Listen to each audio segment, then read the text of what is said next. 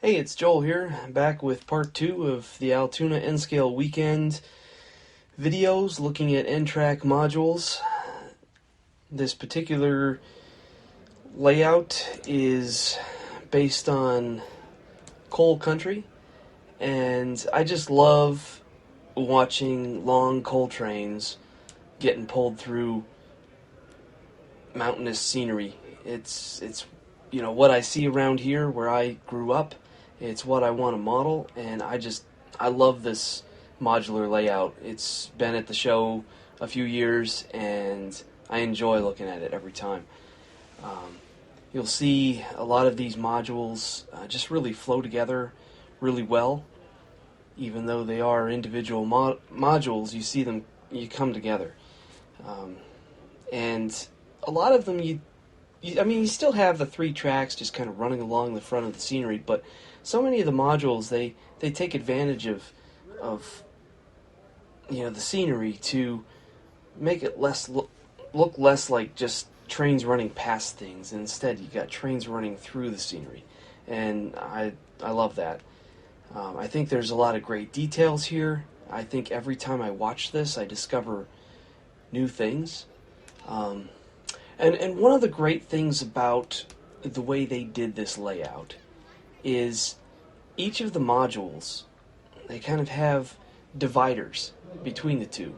And the backdrop is very similar from module to module, but they still have these these winged dividers like that, and then they have the names of the locations. And one of the things that I struggle with, I've got let's say a 12 by 12 room, and I'm going to do a shelf layout going around the room, and I want to model 50 miles of railroad. Yeah, it's not going to happen.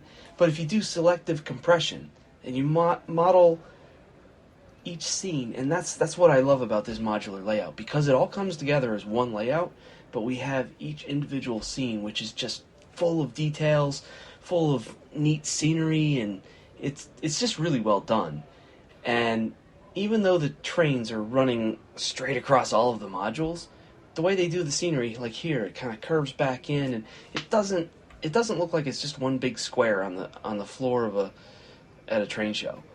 It actually looks like it works as a model railroad, but it compresses the miles and miles and miles in between each scene, the way it has those little dividers. And I'm not saying I'm gonna, build my shelf layout with little dividers and hit backdrops like that, but it gives me some ideas on how I can do selective compression and model a scene, maybe shrink a town selectively, and somehow it gives me hope, right? That I'm going to be able to get everything into my small space that I want to get in. And I think the detail here is amazing. I love this layout. I'll probably watch the video a couple more times. Maybe you can too if you want to.